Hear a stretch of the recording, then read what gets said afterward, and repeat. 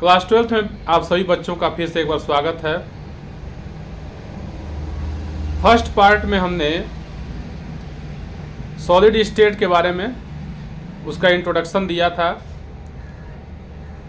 Solid क्या होते हैं, उनकी क्या क्या प्रॉपर्टीज होती हैं, इसके बारे में हमने देख लिया था। सॉलिड लिक्विड गैस में क्या बेसिक डिफरेंस हैं, इसके बारे में भी हमने आपको बताया था। और आज हम सेकेंड पार्ट में सॉलिड स्टेट को आगे बढ़ाते हुए उसके जो कुछ टॉपिक्स हैं उनको स्टार्ट करते हैं। तो देखिए, सॉलिड को हम मुख्य रूप से दो भागों में डिवाइड कर सकते हैं। पहला आपका होता है क्रिस्टलीय ठोस और दूसरा है अक्रिस्टलीय ठोस। इसमें मुख्य रूप से हमको इन्हीं के बारे में डिस्कस करना है कि क्रिस्टलीय ठोस क्या होते हैं और अक्रिस्टलीय ठोस क्या होते हैं, crystalline solids and amorphous solid. इस चैप्टर में देखिए हमको क्रिस्टलीय ठोसों के बारे में ही मुख्य रूप से चर्चा करनी है। ठीक है, उसी के बारे में पढ़ना है, उसको डिस्कस करना है, क्या क्या प्रॉपर्टीज हैं उनको हमको लेकर के समझना है। तो सबसे पहले हम क्रिस्टलाइन सॉलिड की अगर बात करें तो क्रिस्टलीय ठोस किसे कहते हैं। यहाँ फिगर आपका जो फर्स्ट दिख रहा है वह क्रिस्टलीय ठोस को जो लिखा हुआ है वह क्रिस्टलीय ठोसों के ही फिगर आपको दिखाया गया है। यहाँ पे क्या खासियत होती है क्रिस्टलीय ठोसों की। वैसे तो देखिए, कोई भी सॉलिड हो उसमें क्या होता है, जो परमाणु अणु या आयन होते हैं वो एक उनकी क्रमागत एक वेल आर्डर्ड मैनर में वे जुड़े होते हैं। ठीक है, उनकी एक क्रमागत व्यवस्था पाई जाती है। लेकिन अगर हम इनको डिवाइड करने का प्रयास करें क्रिस्टलीय ठोसों को और अक्रिस्टलीय ठोसों को, तो क्रिस्टलाइन सॉलिड हम उन्हें कहते हैं जिनमें इनके जो कंस्टिट्यूएंट पार्टिकल्स हैं, यानी जो इनको बनाने वाले हैं, उनमें वेल आर्डर्ड अरेंजमेंट होता है। साथ ही साथ ये जो अरेंजमेंट है वह लॉन्ग रेंज क्या करता है, ऑक्युपाई करता है, दीर्घ परासी होता है। हिंदी में कहते हैं दीर्घ परासी होता है। इसका मतलब वो ज़्यादा दूरी तक, यानी अगर उसका हम कुछ सैंपल ले लें तो उसके सैंपल में हम देखेंगे कि अधिक से अधिक जगह तक क्या होता है, ये जो क्रम है वो निश्चित होती है। जैसे आपका एग्जाम्पल हो जाएगा NaCl, ठीक है, NaBr, KBr, पोटेशियम आयोडाइड। तो ये सब इसके क्या हो जाएंगे, एग्जाम्पल हो जाएंगे। मुख्य रूप से जितने भी आयनिक सॉलिड हैं सब आपके क्या होते हैं, क्रिस्टलीय ठोसों के एग्जाम्पल होते हैं। ठीक है, क्योंकि इनमें जो आयंस होते हैं वो एक रेगुलर, ठीक है, एक अच्छे तरीके से क्या होते हैं, अरेंज होते हैं। साथ ही साथ देखिए, क्रिस्टलीय ठोसों की एक और खासियत होती है, अगर क्रिस्टलीय ठोसों को हम तोड़ें तो ये परत के रूप में क्या होती हैं, अलग होती हैं। ठीक है, ये परत बाई परत ये क्या होती हैं, ब्रेक होती हैं, क्योंकि इनके जो कंस्टिट्यूएंट पार्टिकल हैं ये आपस में जुड़ करके एक परतनुमा संरचना बनाते हैं। ठीक है, आगे आप पढ़ेंगे कि लैटिस क्या होता है। ठीक है, और ये कैसे बनता है, कैसे जो आयंस हैं या मॉलिक्यूल्स, एटम्स हैं, वो कैसे अरेंज होते हैं। ठीक है, इसको लेकर के हम समझने का प्रयास करेंगे। अब हम बात करते हैं एमार्फस सॉलिड की। एमार्फस सॉलिड या अक्रिस्टलीय ठोस किसे कहते हैं। तो जो एमार्फस शब्द है वह ग्रीक भाषा का एक शब्द है। इसका मतलब होता है आकृति न होना। एमार्फोस मीन्स होता है नो फॉर्म, यानी इसका कोई विशेष फॉर्म नहीं होता है। तो देखिए, मॉलिक्यूलर अरेंजमेंट जो होता है, इनमें भी अरेंजमेंट तो होता है, ठीक है, लेकिन दिक्कत ये है कि इनका जो रेगुलर अरेंजमेंट नहीं पाया जाता है। यानी पूरे सैंपल में अगर आप देखेंगे तो शॉर्ट रेंज में ही इनका अरेंजमेंट होता है, यानी कुछ जगह पे पाया जाएगा, फिर अगले ही पल आप देखेंगे तो वहाँ पे ये जो अरेंजमेंट है वो बिगड़ जाएगा, यानी दूसरे फॉर्म में हो जाएगा। इंटरमॉलिक्यूलर फोर्स ऑफ अट्रैक्शन तो इसमें भी ज़्यादा होता है, तभी तो ये सॉलिड है। लेकिन इनके जैसा इनका अरेंजमेंट नहीं होता है। जैसे फिगर के माध्यम से आप समझिए, जो आपका दूसरा फिगर है वो दिया हुआ है, कुछ जगहों पे थोड़ा बहुत अरेंजमेंट होगा, दिखेगा कि रेगुलर अरेंजमेंट है, वेल ऑर्डर्ड अरेंजमेंट है, ठीक है, लेकिन अगले ही पल ये क्या हो जाएगा, बिगड़ जाएगा। इसके क्या क्या एग्जाम्पल हो जाएंगे, जैसे प्लास्टिक है, रबर है, ये सब एग्जाम्पल हो जाएंगे। क्वार्ट्ज कांच है, इसके ये सब उदाहरण है। अगर आप ध्यान से देखिए, शीशे की कोई बॉटल है या शीशा ही है, अगर वो ब्रेक होता है तो किस तरह से ब्रेक होता है आप देख सकते हैं। वहाँ पे उसमें कोई एक नियमित व्यवस्था नहीं होती है। बोतल को आप ले लीजिए और उसको फोड़िए, फोड़ेंगे तो देखेंगे कांच जो टूटेगा वो क्या होगा, इर्रेगुलर मैनर में वो ब्रेक हो जाएगा। या किसी फाइबर को अगर हम ले लेते हैं, जैसे आपका प्लास्टिक है, पॉलीमर्स है, इनमें भी क्या होती है, अट्रैक्शन फोर्स तो ज़्यादा है लेकिन अरेंजमेंट जो है वो एक रेगुलर अरेंजमेंट नहीं है, इसलिए क्या हो जाएगा, एमार्फस हो जाएगा। अब एक चीज़ और देख लेते हैं,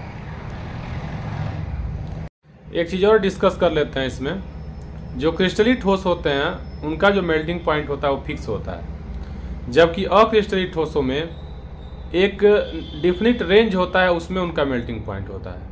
मतलब कोई एक पर्टिकुलर टेम्परेचर पे उनका फिक्स्ड मेल्टिंग पॉइंट नहीं होता है। इसका फ़ायदा उठा करके हम इसका दैनिक जीवन में उपयोग करते हैं। एमार्फस सॉलिड, जैसे मान लीजिए आपका कांच है, उसको हीट करेंगे, ठीक है, तो क्या होगा, वो एक डिफिनिट रेंज में मेल्ट होना शुरू होगा। इसीलिए उसको गर्म करके हम क्या कर सकते हैं, डिफरेंट टाइप का शेप दे सकते हैं। प्लास्टिक है, प्लास्टिक का भी हम क्या करते हैं, बहुत सारे घरेलू सामान उससे हम तैयार करते हैं। आप जानते हैं कि हमारे दैनिक जीवन का लगभग हमको लग रहा है कि 95% जो हम अपने डेली यूज में लाते हैं उससे चीज़ें बनाई जाती हैं। कांच को हम सुपरकूल्ड लिक्विड भी कह सकते हैं। बहुत पुरानी अगर कोई बिल्डिंग वगैरह है, जैसे मान लीजिए अंग्रेज़ों के ज़माने के अगर बिल्डिंग कहीं बचे हुए हैं, तो उनकी खिड़कियों में अगर कहीं कांच अगर बचा हुआ है तो उसको आप देख सकते हैं। उस कांच को अगर आप ध्यान से देखेंगे तो ऊपर वो क्या हो गया होगा, पतला हो गया होगा, जबकि नीचे जा कर के वो थोड़ा सा उसकी चौड़ाई बढ़ गई होगी, यानी मोटा हो गया होगा। यानी वहाँ पे क्या हो रहा है, सुपर कूल्ड लिक्विड है, वो फ्लो करता है लेकिन धीरे धीरे फ्लो करता है, इसलिए वो ऊपर पतला हो जाता है और नीचे मोटा हो जाता है। तो ये यहाँ पे हमने क्रिस्टली ठोसों के कुछ और भी प्रॉपर्टीज होती हैं। जैसे मान लीजिए क्रिस्टली जो ठोस होते हैं वो विषम दैशिक होते हैं, विषम दैशिक प्रकृति के होते हैं। यानी उनके जो कुछ भौतिक गुण हैं, कुछ फिजिकल जो प्रॉपर्टीज हैं, वो एक दिशा में मेजर करने पर कुछ और होगा और दूसरे दिशा में अगर हम मेजर करेंगे तो वह कुछ और आएगा, यानी भिन्न भिन्न होता है। जैसे यहाँ पे एक फिगर के माध्यम से आपको समझाने का प्रयास किया गया है।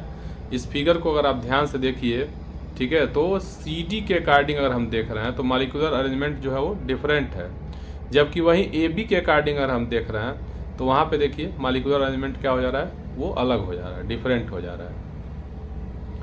जबकि अक्रिस्टली जो ठोस होते हैं उनमें ऐसी प्रॉपर्टी नहीं होती हैं, उनमें क्या होते हैं, वह समदैशिक होते हैं, ठीक है। इनको कहते हैं, क्रिस्टली ठोसों को एनिसोट्रोपिक कहते हैं, ठीक है, उसको आइसोट्रोपिक हम कहते हैं। समदैशिक क्यों होगा, क्योंकि वो तो रैंडम है, तो हर जगह एक ही जैसा होगा, रैंडमनेस उसमें पाया जाएगा, ठीक है। तो ये इसकी खासियत होती है। यानी अब अभी तक हमने क्रिस्टली और अक्रिस्टली ठोसों के बारे में जो कुछ भी था हमने देख लिया है, और यहाँ पे फिर से एक बार क्रिस्टली और अक्रिस्टली जो ठोस हैं उनमें फिर से एक बार उसको एक जगह समराइज करके और उनको डिफरेंशिएट करने का प्रयास किया गया है, ठीक है। तो इसको हम देख लेते हैं। पहला जो है वो प्रॉपर्टी लिया है, फर्स्ट कॉलम में आकार। क्रिस्टली ठोसों के क्या होते हैं, निश्चित अभिलक्षणिक ज्यामितीय आकार होते हैं, ठीक है। एक डिफिनिट क्या होगा, इनके ज्योमेट्री पाई जाएगी, ठीक है। जबकि अक्रिस्टली ठोसों में ऐसा नहीं होता है, असमाकृति होता है। अगर हम मेल्टिंग पॉइंट की बात करें तो निश्चित और अभिलक्षणिक ताप पर पिघलते हैं, ठीक है। डिफिनिट होता है, आप जानते हैं, ये पहले ही बता दिए हैं। अक्रिस्टलीय ठोसों में क्या होता है, ताप के एक परास में धीरे धीरे नरम पड़ते हैं। इसीलिए इसका यूज़ किया जाता है, अलग अलग चीज़ों को आसानी से हम ढाल सकते हैं। जैसे मान लीजिए कांच से हम अलग अलग चीज़ बना सकते हैं या प्लास्टिक से बना सकते हैं। अगर इनके हम विदलन गुण की बात करें, यानी स्प्लिटिंग की बात करें, फ्यूजन की बात करें, तेज धार वाले औजार से काटने पर यह 2 टुकड़ों में विभक्त हो जाते हैं और नई जनित सतहें सपाट और चिकनी होती हैं। वही बताया था कि परत के रूप में क्या होती है, इनकी ब्रेकिंग होती है। परत बाई परत ये बने होते हैं और तोड़ने पर यह परत बाई परत टूटते हैं। शीशे को अगर आप फोड़ते हैं तो आप देखेंगे कि वह क्या होगा, इर्रेगुलर शेप में ब्रेक होगा। अनियमित सतहों वाले 2 टुकड़ों में कट जाते हैं। जैसे अक्रिस्टलीय ठोसों का जो प्रॉपर्टी है उसकी बात कर रहे हैं। गलन ऊष्मा क्या है, इनकी गलन ऊष्मा निश्चित और अभिलक्षणिक होती है, जबकि अक्रिस्टलीय ठोसों में इनकी गलन ऊष्मा क्या होती है, निश्चित नहीं होती है। ठीक है। दैशिकता की अगर बात करें तो ये विषम दैशिक प्रकृति के होते हैं, क्रिस्टलीय जो ठोस होते हैं वो, और अक्रिस्टलीय जो ठोस होते हैं वो समदैशिक प्रकृति के होते हैं। नेचर की अगर हम बात करें, क्रिस्टलीय जो ठोस हैं वो क्या है, रियल सॉलिड यही कहलाते हैं, जबकि अक्रिस्टलीय जो ठोस होते हैं वो आभासी ठोस होते हैं अथवा अशीतित द्रव होते हैं, सुपरकूल्ड लिक्विड होते हैं। अगला जो प्रॉपर्टी है वो है आपका अवयवी कणों की व्यवस्था में क्रम। तो ये क्या होते हैं, दीर्घ परासी में व्यवस्था पाई जाती है। बताए थे कि लॉन्ग रेंज में आप एक ही जैसा इसमें आप देखेंगे, जबकि अक्रिस्टलीय ठोस में ऐसा नहीं होता है। अक्रिस्टलीय ठोस में क्या होता है, कुछ जगह पे एक रेगुलर व्यवस्था आपको मिलेगी, अगले ही पल वो क्या हो जाएगी, रेगुलर व्यवस्था जो होगी वो इर्रेगुलर वे में बदल जाएगी। ठीक है। इतना आज आप देख लीजिए, काफ़ी डिस्टरबेंस हो रहा है पीछे से।